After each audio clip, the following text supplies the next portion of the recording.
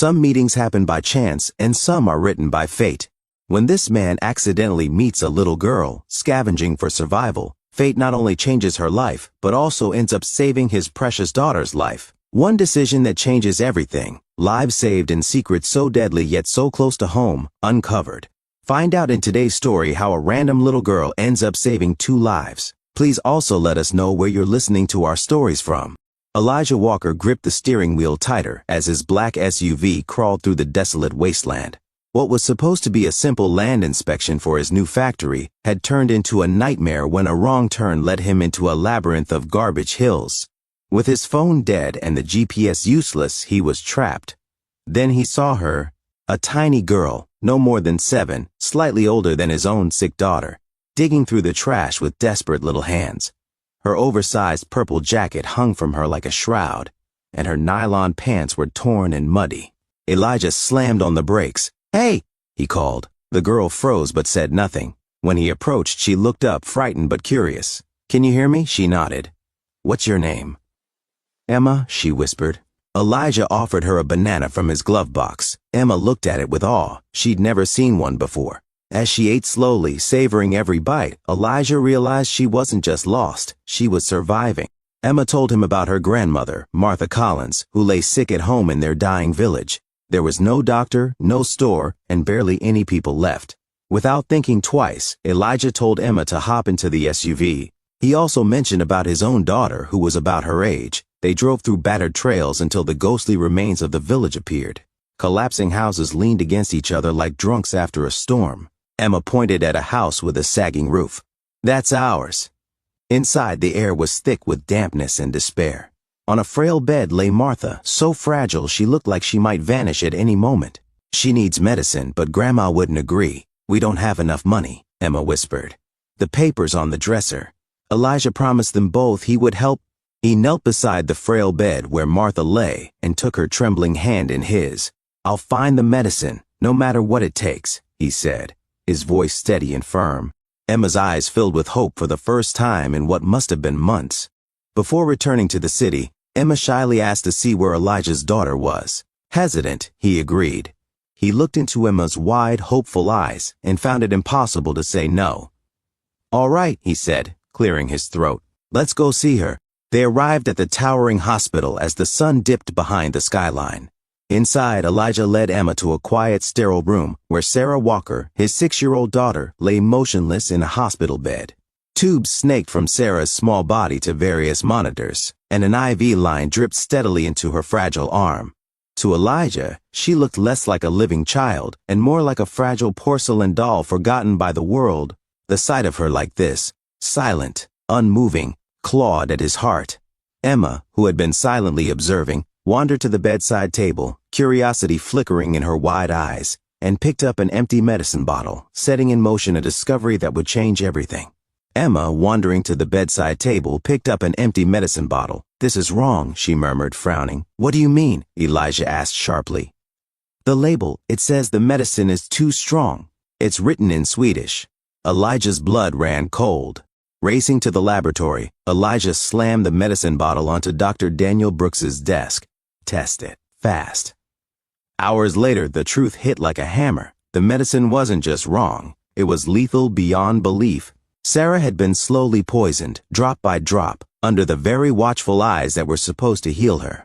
The lab report revealed the horrifying reality. The drug's formula bore no resemblance to what had been prescribed. It was a counterfeit, a ticking time bomb designed to drain the life out of anyone who received it. And worse still, the dosage administered was 3 times above the safe limit for a child Sarah's age. Elijah sat in the cold, sterile waiting room, gripping the lab results so tightly that the paper crumpled in his fists. A pit opened in his stomach, swallowing his breath. Rage, fear, helplessness, they all collided inside him until he could barely see straight. Someone had done this deliberately, and Elijah Walker vowed that whoever it was, they would not get away with it. That night, Elijah received a chilling call. "Stay out of it, or you'll regret it." But the father in him roared louder than fear. With the help of Mark Reynolds, his trusted investigator, Elijah launched his own silent war. They dug deep into the hospital's records. Every lead pointed back to one person, Melissa Carter, the head nurse. Cornered, Melissa's composure crumbled. Tears welled in her eyes as she wrung her hands, her voice trembling with panic. "Please, you have to understand," she pleaded. "I was desperate. I have 3 kids at home, and my husband lost his job last year. We could barely afford to eat. Richard Walker approached me when I was most vulnerable. He promised money, enough to save my family. I swear, I didn't know the medicine was deadly. I thought it was just cheaper, not dangerous." She sobbed openly now, clutching the front of her uniform like it could anchor her. "I swear it was Richard Walker. He orchestrated it all. He told me no one would find out, that it was safe, that it was for the greater good." Elijah froze. Richard Walker, his own father.